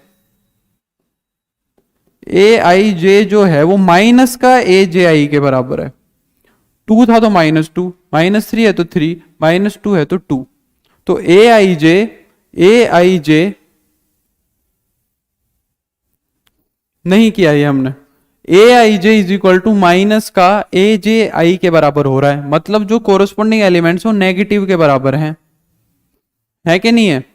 अब देखो ये कंडीशन जैसे यहां पे डायगोनल एलिमेंट्स के लिए तो सेटिस्फाई हो रही थी, ये वाली कंडीशन भी डायगोनल एलिमेंट्स के लिए सेटिस्फाई होनी चाहिए। तो देखो इसका मतलब ये कंडीशन डायगोनल एलिमेंट्स के लिए जब सेटिस्फाई होएगी तो ए आई आई जो एलिमेंट बनेगा वो माइनस के ए आई आई के बराबर बनेगा, क्योंकि डायगोनल एलिमेंट में क्या होगा, आई इज इक्वल टू जे होगा, डायगोनल एलिमेंट में क्या होगा, आई इज इक्वल टू जे होगा। और अगर ये कंडीशन मैं लिखता हूं ए आई I is equal to minus का ए आई आई, तो इसको मैं ऐसे भी लिख सकता हूं 2 ए आई आई इज इक्वल टू में 0, भाई एक ए आई आई को इधर ले आया। और यहां से मैं क्या लिख सकता हूं कि भाई ए आई आई इज इक्वल टू 0 होगा, और ए आई आई सारे क्या होंगे, डायगोनल एलिमेंट्स होंगे, ए आई आई क्या होंगे, सारे डायगोनल एलिमेंट्स होंगे, ए आई आई सारे डायगोनल एलिमेंट्स होंगे कि नहीं होंगे। तो इसका मतलब स्क्यू सिमेट्रिक मैट्रिक्स में डायगोनल एलिमेंट्स हमेशा 0 दिखेंगे। देखो स्क्यू सिमेट्रिक मैट्रिक्स में डायगोनल एलिमेंट्स हमेशा 0 दिखेंगे। अगर किसी मैट्रिक्स में डायगोनल एलिमेंट में से एक भी एलिमेंट ऐसा है जो 0 नहीं है तो स्क्यू सिमेट्रिक हो ही नहीं सकती, तो वो मैट्रिक्स स्क्यू सिमेट्रिक मैट्रिक्स हो ही नहीं सकती। तो ये था सिमेट्रिक मैट्रिक्स और स्क्यू सिमेट्रिक मैट्रिक्स का कंसेप्ट। बताओ समझ में आया कि नहीं आया। हेलो अभिषेक, समझ आया कि नहीं आया, जल्दी बताओ। आसान था एकदम, कुछ नहीं बचता है सिमेट्रिक स्क्यू सिमेट्रिक में। बताओ शाबाश।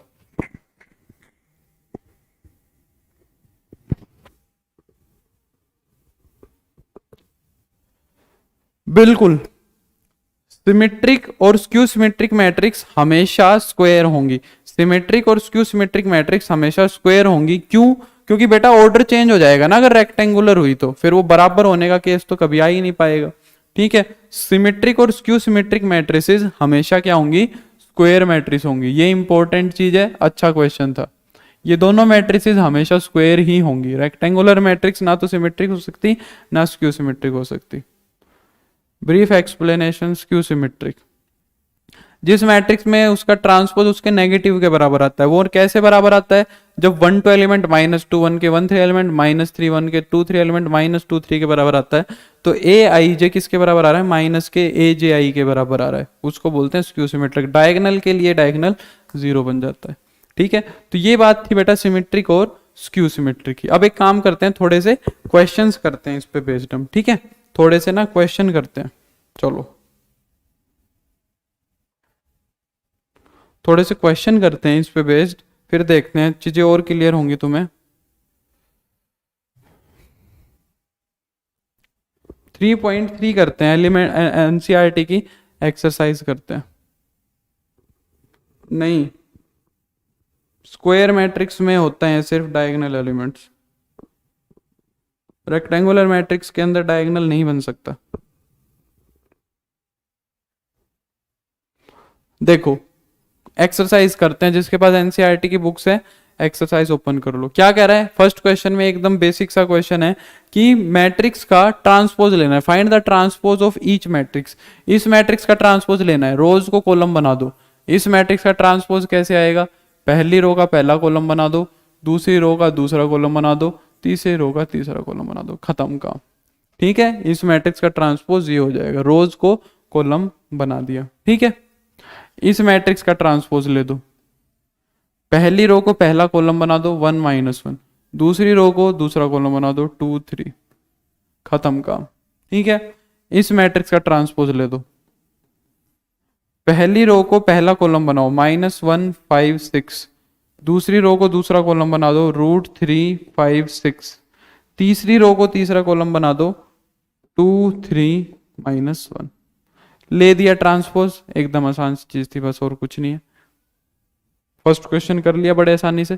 सेकंड पे आ जाओ, जो बच्चा एग्जाम्पल के लिए कह रहा था ना, मैंने इसलिए नहीं करवाया, यहां देखो ये चीज वेरीफाई करनी है। ए मैट्रिक्स दे दी तुम्हें और बी मैट्रिक्स दे दी, फिर क्या वेरीफाई करवा रहा है कि भाई ए प्लस बी का ट्रांसपोज हम कैसे लेंगे, A transpose plus B transpose, और ए माइनस बी का ट्रांसपोज कैसे लेंगे, ए ट्रांसपोज माइनस का बी ट्रांसपोज। ठीक है, ये दोनों चीजें वेरीफाई करनी है। मैं इसका सेकंड पार्ट करता हूं, फर्स्ट तुम करना। ठीक है, तो सेकंड पार्ट में क्या करना है, ए माइनस बी का ट्रांसपोज इज इक्वल टू में A transpose minus B transpose. ये एग्जाम्पल भी हो जाएगा उस प्रॉपर्टी का। ठीक है, तो पहले एलएचएस निकालते हैं। एलएचएस के लिए पहले तुम्हें ए माइनस बी निकालना पड़ेगा, ए माइनस बी का फिर ट्रांसपोज लूंगा, तो ए माइनस बी निकालो। चलो, तो ए में से बी मैट्रिक्स घटानी है, तो एलिमेंट्स घट जाएंगे। -1 में से -4 जाएगा तो 3 बन जाएगा, 2 में से 1 जाएगा तो 1 हो जाएगा, 3 में से -5 जाएगा तो 8 हो जाएगा, 5 में से 1 जाएगा तो 4 हो जाएगा, 7 में से 2 जाएगा तो 5 हो जाएगा, 9 में से 0 जाएगा तो 9 हो जाएगा, -2 में से 1 जाएगा तो -3 बन जाएगा, 1 में से 3 जाएगा तो -2 हो जाएगा, और 1 में से 1 जाएगा तो बेटा 0 हो जाएगा। ये बन गया a माइनस बी। ठीक है, नहीं लिख सकते ना इट इज प्रॉपर्टी, वो ये प्रॉपर्टी ही तो वेरीफाई करवा रहा है, प्रॉपर्टी ही वेरीफाई करवा रहा है। इसको ऐसे कैसे लिख दोगे, it is property of transpose, उसको ही तो वेरीफाई करने को बोल रहा है। पहली रो का पहला कॉलम बनाओ, तो 3 1 8 4 5 9 -3 -2 0, ये बन गई तुम्हारी पूरी एलएचएस। पहले ए माइनस बी किया और उसका ले लिया ट्रांसपोज। अब क्या करना है, आरएचएस निकालनी है। आरएचएस क्या निकलेगी भाई, ए ट्रांसपोज माइनस का बी ट्रांसपोज। वो कैसे निकलेगा, पहले ए मैट्रिक्स का ट्रांसपोज लो, इस मैट्रिक्स का ट्रांसपोज लो, -1 2 3 5 7 9 -2 1 1, माइनस का बी ट्रांसपोज लो, उस मैट्रिक्स का ट्रांसपोज लो, -4 1 -15 1 2 0 और 1 3 1, इन दोनों को सब्ट्रैक्ट कर देते हैं। इन दोनों को सब्ट्रैक्ट करो, -1 माइनस में 4 तो 3 हो जाएगा, 5 -1 4 हो जाएगा, -2 -1 हो जाएगा -3, 2 -1 1, 7 -2 5, 1 -3 -2, 3 -15 हो जाएगा।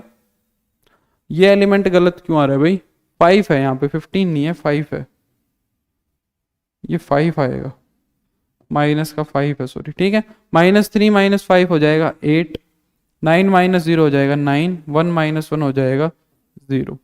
दोनों मैट्रिसेस बराबर हैं, हाँ हाँ यूश देख लिया मैंने। ए माइनस बी का ट्रांसपोज किसके बराबर आ गया, A transpose minus B transpose के। ठीक है, ये हो जाएगा, हाँ देख लिया मैंने सबको। ठीक है, थैंक यू सुनिधि हर्ष। तो ये हो जाएगा हेंस प्रूव्ड। बस फर्स्ट पार्ट एकदम ऐसे ही करना है, कर लेना। थर्ड क्वेश्चन में क्या कह रहा है, ए ट्रांसपोज दिया हुआ है, उसने खुद ही ए ट्रांसपोज दिया हुआ है, और वो क्या प्रूव करवा रहा है, वही दोनों चीजें प्रूव करा रहा है जो पिछले में करवाई थी। इस वाले में मैं फर्स्ट पार्ट कर देता हूं, तुम सेकंड कर लेना अपनी बुक में से। क्या प्रूव करा रहा है, ए प्लस बी का ट्रांसपोज ए का ट्रांसपोज बी का ट्रांसपोज बनेगा। ठीक है, तो पहले एलएचएस कैलकुलेट करेंगे। एलएचएस क्या है, ए प्लस बी का ट्रांसपोज ये है, तो पहले तो ए प्लस बी निकालना पड़ेगा। अब ए ट्रांसपोज अगर तुम्हें दिया हुआ है, ए ट्रांसपोज क्या दिया हुआ है पहले लिख लेता हूं, 3 4 -1 2 0 1। तो यहां से पहले तो ए मैट्रिक्स निकालो। ए मैट्रिक्स क्या आएगी? 3 4 -1 2 0 1। इस मैट्रिक्स का एक बार फिर से ट्रांसपोज ले लेंगे तो ए मैट्रिक्स बन जाएगी। ट्रांसपोज का ट्रांसपोज लूंगा तो ए मैट्रिक्स बन गई। तो ए मैट्रिक्स आ गई, बी मैट्रिक्स दे रखी है। तो पहले तो एलएचएस में क्या निकालोगे भाई? A plus B. A plus B निकालेंगे तो क्या हो जाएगा? एलिमेंट्स ऐड हो जाएंगे। 3 में -1 ऐड हो जाएगा 2, 2 में -1 ऐड हो जाएगा 1, 1 में 0 ऐड हो जाएगा 1, 1 में 4 ऐड हो जाएगा 5, 2 में 2 ऐड हो जाएगा 4, 3 में 1 ऐड हो जाएगा 4। ये तो आ गया भाई तुम्हारा क्या? ए प्लस बी।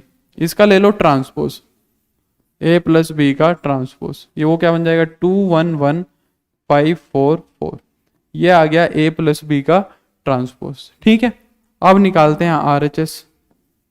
आरएचएस में क्या निकालना है? ए ट्रांसपोज प्लस का बी ट्रांसपोज। ए ट्रांसपोज तो उसने डायरेक्ट दिया हुआ है, रख दो 3 4 -1 2 0 1। और बी ट्रांसपोज निकाल लेंगे हम। बी मैट्रिक्स का ट्रांसपोज क्या बनेगा? -1 2 1 और 1 2 3। ठीक है, कर दो ट्रांसपोज। 3 -1 हो जाएगा 2, 4 + 1 हो जाएगा 5, -1 + 2 हो जाएगा 1, 2 + 2 4, 1 और 4। दोनों मैट्रिसेस बराबर हैं, तो हैंस द रिजल्ट। ठीक है, हैंस द रिजल्ट। एकदम आसान सा था। फोर्थ क्वेश्चन देखो।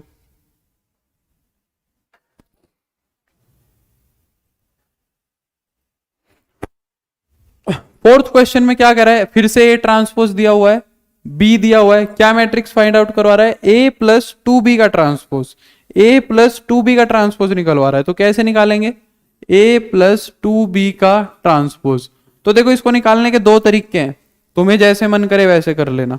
कैसे? एक तरीका तो ये, पहले तो निकाल लो ए प्लस 2b मैट्रिक्स। पहले तो ये मैट्रिक्स निकाल लो और फिर ले लो उसका ट्रांसपोज। एक तरीका तो ये है करने का। दूसरा तरीका ये कि मैट्रिक्स की प्रॉपर्टी, ट्रांसपोज की प्रॉपर्टी लगा दूं, ए का ट्रांसपोज अलग ले लूं प्लस में 2b का ट्रांसपोज अलग ले लूं। तुम्हें पता है ए का ट्रांसपोज यहां से 2 बाहर आ जाएगा और ये क्या बन जाएगा? बी का ट्रांसपोज बन जाएगा। क्या बन जाएगा? बी का ट्रांसपोज। ठीक है, स्केलर क्या होता है? ट्रांसपोज में से बाहर आ जाता है। स्केलर क्या होता है? ट्रांसपोज में से बाहर हो जाता है। अगर k इंटू में a का ट्रांसपोज निकाल रहे हो तो k इंटू में a का ट्रांसपोज बनता है हमेशा।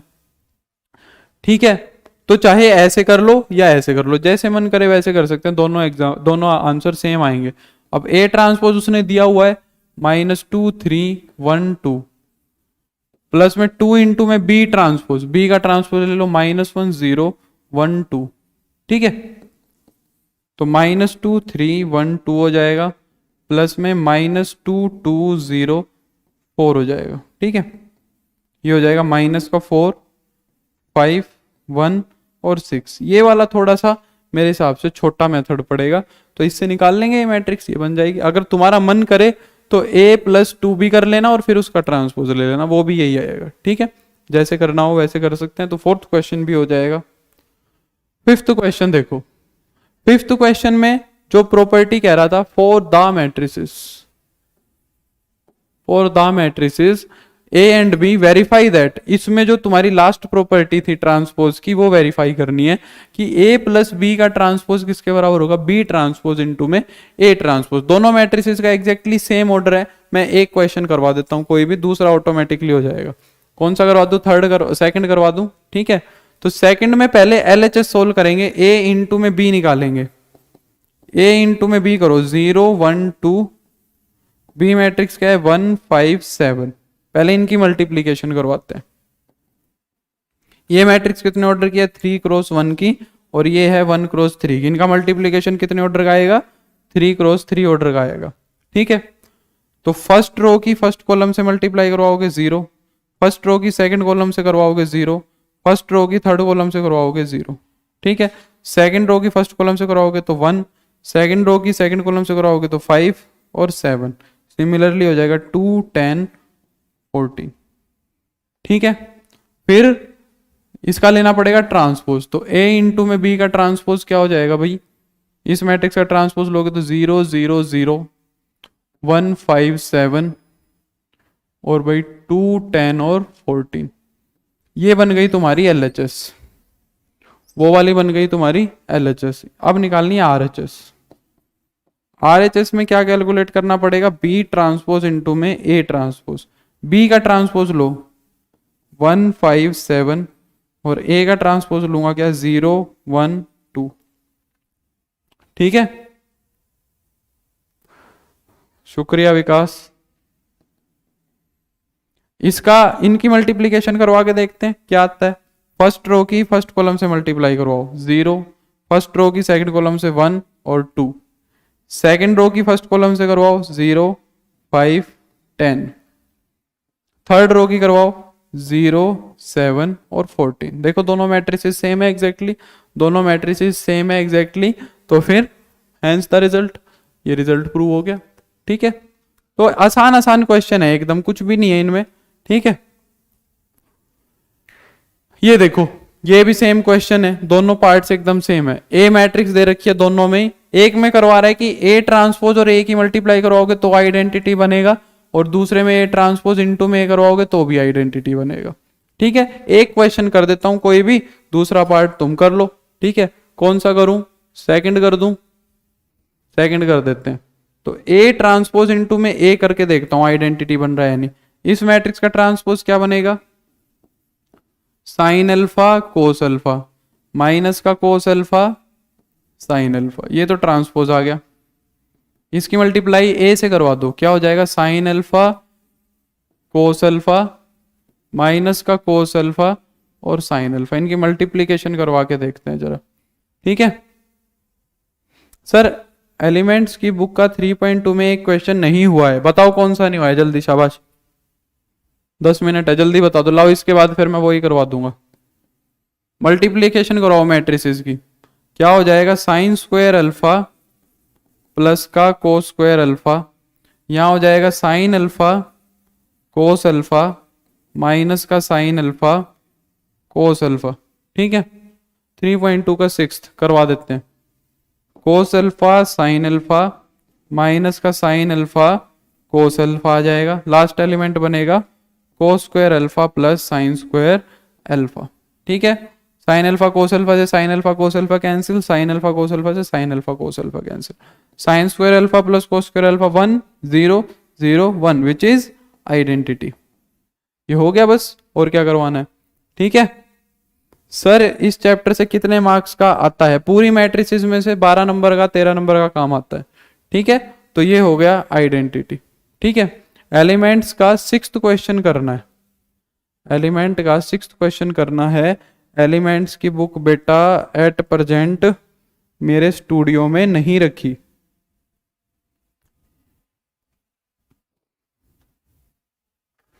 कौन सा क्वेश्चन है हमारा 6th, जरा मैं देखूं मेरे पास स्लाइड में है क्या।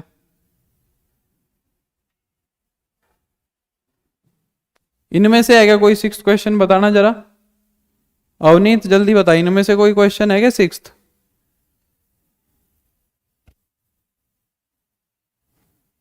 या मेरे पास फोन में होगा। बिल्कुल मैं सारे चैप्टर करवाऊंगा। 3.2 का 6th, अच्छा जिसके अंदर ये दिया हुआ है सोल्व द मैट्रिक्स इक्वेशन, ये वाली सोल्व द मैट्रिक्स इक्वेशन। अच्छा ये वाली, तो चलो ये क्वेश्चन, कितनी देर बची है, 8 मिनट बची है, ये क्वेश्चन करवाता हूं। मिल गया है मेरे को। अपनी एलिमेंट्स की बुक का 6th क्वेश्चन देखना, इसके 3 पार्ट हैं, यही वाला बोल रहा है सोल्व द मैट्रिक्स इक्वेशन, ये पूछ रहा है। ठीक है, तो इसका फर्स्ट पार्ट करवाता हूं पहले मैं। क्या कह रहा है, सोल्व द मैट्रिक्स इक्वेशन, कौन सी इक्वेशन सोल्व करनी है, क्वेश्चन नंबर 6 का फर्स्ट पार्ट है। ठीक है, कौन सी है, 5, 4, 1, 1 इंटू में x इज इक्वल टू में 1 माइनस का 2, 1, 3, यही है ना उन्नीत। ठीक है, चलो ये क्वेश्चन करवा देते हैं। तो x मैट्रिक्स फाइंड आउट करवा रहा है। देखो इसमें x मैट्रिक्स फाइंड करने का तरीका क्या है, सबसे पहले x मैट्रिक्स का ऑर्डर निकालना है तुम्हें, x मैट्रिक्स का ऑर्डर निकालना है, आगे का काम अपने आप हो जाएगा। इस मैट्रिक्स का ऑर्डर कितना है भाई, 2 क्रॉस 2 का, x मैट्रिक्स का ऑर्डर लिखना है। और मल्टीप्लाई करवाने के बाद मैट्रिक्स बननी चाहिए 2 क्रॉस 2 के ऑर्डर की। ठीक है, तो एक्स मैट्रिक्स का ऑर्डर क्या होना चाहिए? देखो एक्स मैट्रिक्स का ऑर्डर ऐसा बनेगा कि इस मैट्रिक्स के कॉलम और इस मैट्रिक्स की रोज तो होंगी बराबर, इस मैट्रिक्स के कॉलम और इस मैट्रिक्स की रो तो होगी बराबर। इस मैट्रिक्स में कितने कॉलम है? 2, तो एक्स में रो कितनी होनी चाहिए? 2। इस मैट्रिक्स में कॉलम कितने हैं? 2, तो इस मैट्रिक्स में रो कितनी होनी चाहिए? 2। ये बात समझ में आई? अच्छा, अभी जब इन दोनों मैट्रिक्स की मल्टीप्लाई हो जाएगी तो जो नई मैट्रिक्स बन के आएगी उसका ऑर्डर कितना आएगा? यहां से 2 आएगा और यहाँ पे जो होगा वो आएगा, और वो तुम्हें वहां दिख रहा है कितना? 2 आया हुआ है। तो क्या इस मैट्रिक्स का ऑर्डर 2 क्रॉस 2 का नहीं बन जाएगा? इस मैट्रिक्स का ऑर्डर 2 क्रॉस 2 का बन गया, बन गया ना। तो इस मैट्रिक्स का ऑर्डर जो एक्स मैट्रिक्स आएगी वो कितने ऑर्डर की आएगी? एक्स जो मैट्रिक्स होगी वो 2 क्रॉस 2 की होगी। तुम अपनी तरफ से उसको एज्यूम कर लो एक्स वाई जेड और डब्ल्यू। कर लिया? मैंने अपनी तरफ से एज्यूम कर लिया X matrix X Y Z W. Equation में पुट करो 5 4 1 1। एक्स मैट्रिक्स क्या बनेगी? X Y Z W is equal to में 1 माइनस का 2 1 और 3। इन मैट्रिसेस की मल्टीप्लाई करवा देते हैं। 5x प्लस का 4z, 5y प्लस का 4w, x प्लस का z और भाई y plus w is equal to में 1 माइनस का 2 1 3। ठीक है, अब इन इक्वेशंस को सोल्व करना है बस एलिमेंट्स को कंपेयर करके। ठीक है, तो फर्स्ट एलिमेंट को कंपेयर कर लो, 5x प्लस का 4z हो जाएगा तुम्हारा 1। थर्ड एलिमेंट से को कंपेयर कर लो डायरेक्ट, x प्लस z कितना दिया हुआ है? 1 ही दिया हुआ है। इसको क्या करें? दूसरी इक्वेशन को 5 से मल्टीप्लाई करवा लूं तो ये बन जाएगी, अरे दोबारा लिखना पड़ेगा, 5x plus 4z is equal to 1। दूसरी इक्वेशन को 5 से मल्टीप्लाई करूंगा तो 5x प्लस का 5z बन जाएगा 5। सब्ट्रैक्ट कर दें, माइनस माइनस माइनस, 5x से 5x कैंसिल, माइनस का z is equal to -4। z की वैल्यू आ गई 4। z की वैल्यू 4 कोई सी भी एक इक्वेशन में पुट कर दो। ठीक है, तो क्या हो जाएगा? 5x प्लस का 16 इज इक्वल टू में 1, 5x is equal to minus का 15, x आ जाएगा माइनस का 3। x और z आ गए। ठीक है, अब x की वैल्यू तो आ गई भाई -3 और z की वैल्यू आ गई 4। एक तरफ लिख ली मैंने, इसको हटा दो। बचे हुए दो एलिमेंट्स कंपेयर कर लो, 5y प्लस का 4w is equal to minus का 2। इस एलिमेंट को भी कंपेयर कर लो, y प्लस w दिया हुआ है तुम्हें 3। ठीक है, इसको भी 5 से मल्टीप्लाई करवा देता हूं तो 5y प्लस का 5w हो जाएगा 15। सब्ट्रैक्ट कर दूं इनको भी तो ये हो जाएगा माइनस का w is equal to minus का 17, तो w की वैल्यू आ गई 17। w की वैल्यू 17 किसी भी एक इक्वेशन में रख दो तो y plus 17 is equal to 3 हो जाएगा और y की वैल्यू आ गई माइनस का 14। तो एक्स वाई जेड डब्ल्यू आ गए, एक्स वाई जेड डब्ल्यू आ गए तो एक्स मैट्रिक्स भी आ गई। तो एक्स मैट्रिक्स क्या बन जाएगी भाई तुम्हारी? -3 -14, y की जगह रख दूंगा मैं क्या? z की जगह रख दूंगा 4 और इसकी जगह रख दूंगा 17। ये एक्स मैट्रिक्स होगी। समझ आया उन्नीत? इसके बाकी के दोनों पार्ट्स भी एकदम एक ऐसे ही हैं। वहां भी तुम मैट्रिक्स का ऑर्डर निकाल लो, उतने ऑर्डर की मैट्रिक्स मान लो। बिल्कुल करवाऊंगा मैं, सारे चैप्टर करवाऊंगा, ये सारे जितने भी तुम्हारे टॉपिक है सारे चैप्टर करेंगे। एक्स वाई जेड डब्ल्यू को दोबारा चेक नहीं करेंगे भाई, तुम कर लेना, कल क्लास नहीं होगी, संडे है। ठीक है, एक बारी देख लेना, मेरी कहीं कैलकुलेशन मिस्टेक हो गई हो तो एक बारी देख लेना। ठीक है, मैंने जल्दी जल्दी कर दिया, तुम्हारी क्लास खत्म होने वाली है ना। तो चलो बस आज के लिए इतना ही करेंगे। और तुम हमने एनसीईआरटी कहाँ तक कर लिया? एनसीईआरटी हमने कर लिया 6th क्वेश्चन तक। तो एनसीईआरटी के 6 क्वेश्चन कंप्लीट हो जाने चाहिए मंडे को। मैं हो सका तो आज एक असाइनमेंट सर ट्रांसपोज के क्वेश्चन मंडे को भी करेंगे, बिल्कुल कराएंगे। एक ट्रांसपोज में एक छोटा सा क्वेश्चन और भी बचता है। ठीक है, ट्रांसपोज में एक छोटा सा क्वेश्चन और भी बचता है। ठीक है, तो वो मंडे को करेंगे और फिर मंडे को ही हम डिटर्मिनेंट्स चालू कर लेंगे। ठीक है, तो बस आज के लिए इतना ही रुकते हैं। एनसीईआरटी के 6 क्वेश्चन तक कर लेना और एलिमेंट्स की सेकंड एक्सरसाइज कंप्लीट कर लेना। और मैं हो सका तो एक असाइनमेंट आज अपलोड करवा दूंगा, अगर बन सका, नहीं तो मंडे को करवा देंगे। ठीक है, थैंक यू वेरी मच और सभी सेफ रहना और अपना मैथ्स का सारा काम कंप्लीट कर लेना। ठीक है, और फिर अब हम मंडे को मिलेंगे, ठीक है। बिल्कुल डाल देंगे पीएमआई, और हाँ ट्रांसपोज के आंसर भी अपलोड करवा दूंगा, बिल्कुल ठीक है, मेरे को याद दिलवा दिया करो जाते जाते। बिल्कुल आंसर्स भी अपलोड करवा देंगे, और एलिमेंट क्या बोलते हैं इसके अंदर, असाइनमेंट के अंदर ये क्वेश्चंस भी डाल दूंगा। बिल्कुल ये दोनों चीज़ें याद हो गई, ठीक है। चलो तो अब मिलेंगे हम मंडे को। थैंक यू वेरी मच, चलो बाय। संडे की छुट्टी। आपका भी धन्यवाद हर्ष। चलो वेरी गुड विकास, आयुष बाय, बाय सुदेश।